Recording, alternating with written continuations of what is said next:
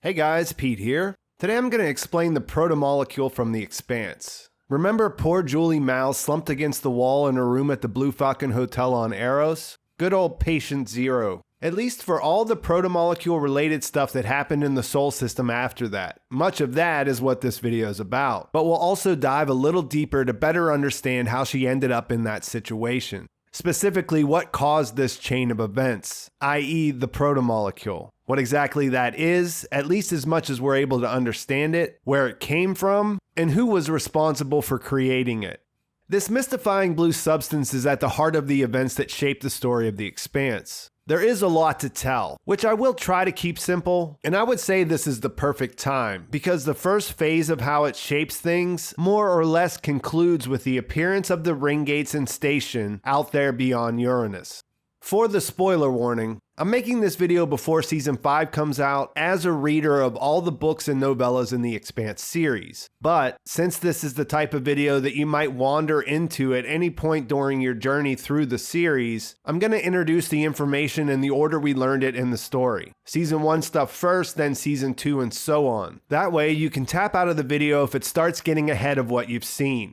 I'll also be referring to the books but won't spoil things beyond where the show is. And there are some differences between the books and show, but since overall we get to the same place, I won't spend a lot of time pointing those out. Now with all of that out of the way, and yeah, I know it was a lot, let's get into it.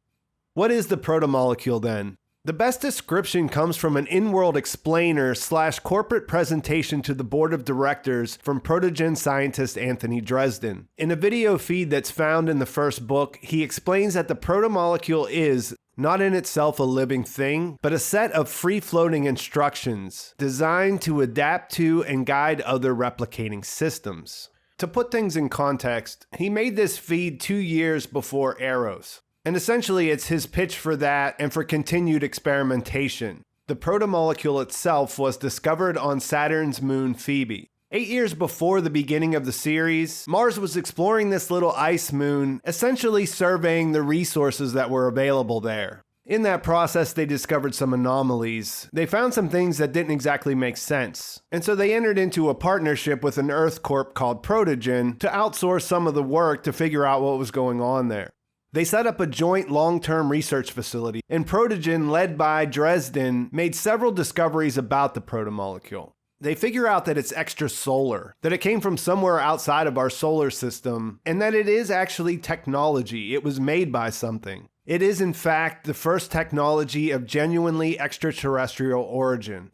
So that answers some of our questions of where it came from and who was responsible for making it. It was created by an alien civilization far more advanced than humanity. What's more, it has a prefabricated mechanism for the manipulation of living systems. Remember, it's described as not a living thing, but as a set of free-floating instructions designed to adapt to and guide other replicating systems. I'm repeating that because that's where Dresden, who's the person who's worked most closely with the protomolecule since its discovery, ended up after studying it. He realizes that Phoebe was a delivery system, and therefore he believes that the protomolecule is a weapon. At this point, he doesn't know what that prefabricated mechanism that's inside it is for, but he knows it was sent to our solar system over 2 billion years ago, and had it not been caught in Saturn's gravity, life as we understand it on Earth might not exist. Phoebe would have crashed into our planet, which would hijack any chance of life as we know it developing, because that started about 800 million years ago.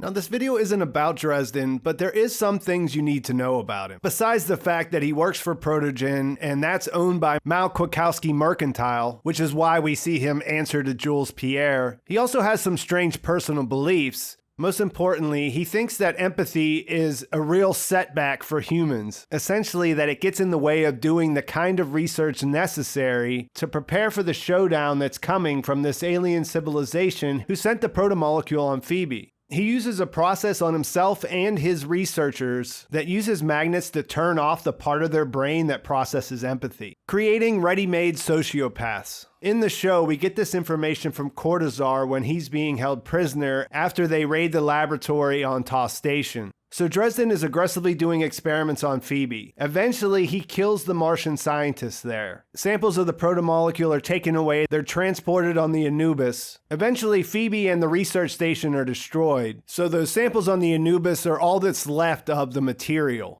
In the meantime, Dresden is pushing for a bigger experiment with human subjects in a closed situation like Eros. The sociopath believes that what the protomolecule needs is more biological mass to hijack. He's still trying to figure out what'll happen if it's allowed to grow. He pitches the idea to Jules Mao that this is what they need to do and that they're really on the verge of the biggest discovery in human history. To pull an experiment like Eros off, they need for Earth and Mars to be distracted. So they decide to get them to fight each other. That's where the Canterbury comes in. That's how the survivors of the Cant become the crew of the Rocinante. And the one thing that Protegen couldn't have planned for was Julie Mao and the OPA getting involved with the Anubis. Julie survives and she's able to make it to Eros on a shuttle from the Anubis, but she's already been infected with the protomolecule. She eventually dies in her hotel, and then the crew of the Rocinante and Detective Miller both arrive there at the same time to find her. Not long afterwards, Anthony Dresden shows up, and to him this is great news because now they have active protomolecule again, and in that, Julie becomes patient zero.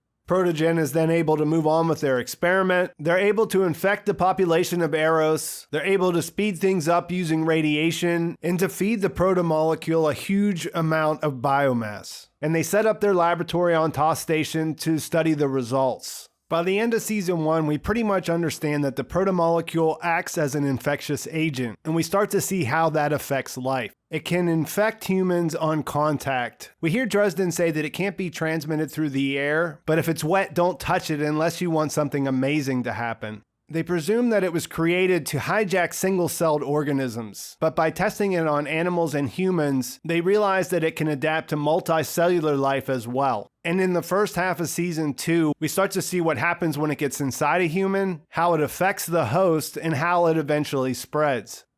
While things are evolving on Eros, the raid on TOS Station happens, where Miller kills Dresden. He basically realizes that the protomolecule and the research that Protogen's done will be so valuable to everyone that Dresden's going to be able to talk his way out of anything. He sees that Holden, who's level-headed and idealistic as hell, is even starting to get sucked into the idea of continuing with the Eros experiment. So he takes the scientists out, but at least one of his researchers survived.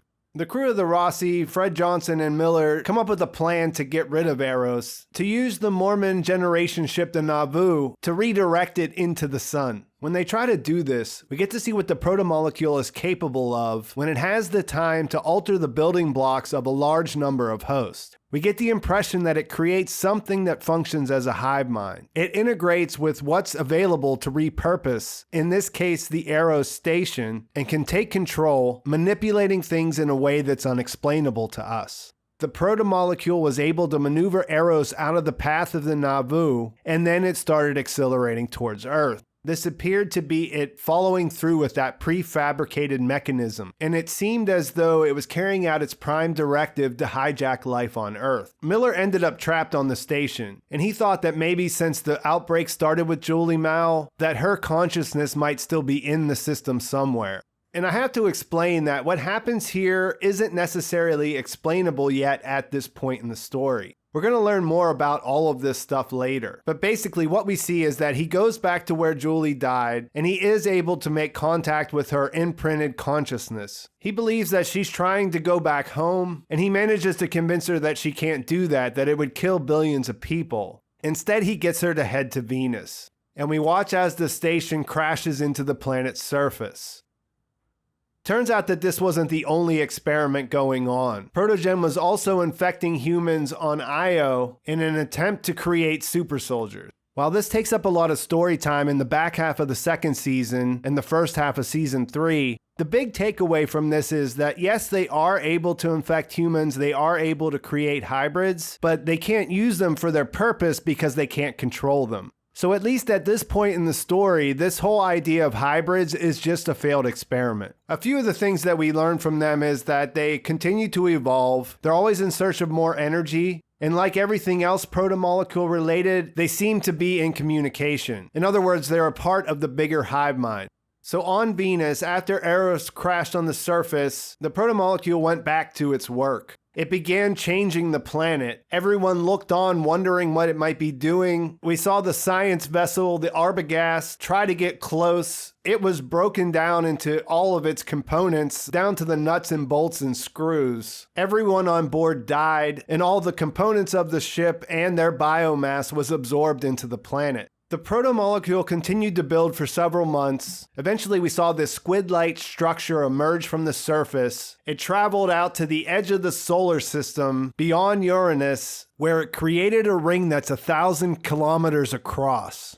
And with that, we found out what it was trying to do. The protomolecule that was on Phoebe that was sent to our system 2.3 billion years ago was designed to create this ring. And I decided that's where I'll end this first part. In the next video, I'm going to talk about the ring gates, the ring station, and the builders, and the additional information we learn about the protomolecule when we visit Ilus. So at this point in the story, we learned that it comes from outer space. It was created by an alien civilization that's far more advanced than us, who were trying to create a network, which we'll learn something about when we go through the ring. Humanity thought that Phoebe was a weapon, and while it's true that if it would have crashed to Earth, we may not exist, we can see that their intentions were to build a bridge to our system rather than sending a first strike. For me, one of the funniest things is that the name Protomolecule, it's actually branding by Protegen. As a corporation studying the first extraterrestrial technology ever discovered by humans, their first move was to give it a brand name. And I thought I would close this video out with a passage from the Vital Abyss, where Cortazar is remembering when he first arrived on Phoebe. He says, "Tucked within the planetesimal's icy layers, the Joint Research Group, Protegen and the Martian Naval Scientific Service had found tiny reactive particles the size, roughly, of a mid-range virus, but with a design structure and informational depth unlike anything Earth's biosphere had ever imagined. The protomolecule, we called it, branding it immediately in a territorial move that irritated the Martian scientists. We ignored their protest as irrelevant. Our best guess was that it had been sent from a distance. We couldn't guess at a time when a defined cell membrane stood at the heights of terrestrial life. The protomolecule appeared to be a message in a bottle, but one that included its own grammar books and instruction tutorials, ready to teach whatever aboriginal cells it found how to become the things it required. We argued whether something as inert as a spore might be intelligent, at least implicitly, but without coming to a conclusion. The first evidence of a tree of life apart from our own enchanted and confounded us. Me.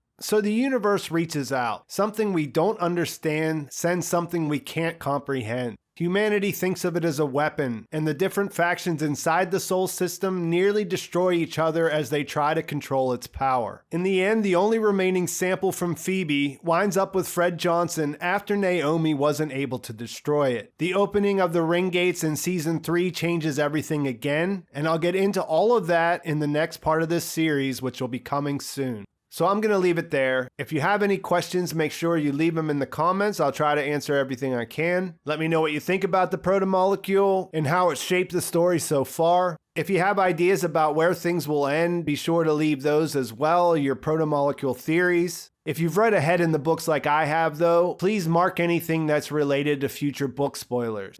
Please like this video if you enjoyed it. Please subscribe to my channel if you haven't already. If you're an Expanse fan, I've been doing a lot of Expanse content, and I'll be doing that throughout the new season and the final season when that comes out. And with that, thanks for watching. I'll talk to you soon.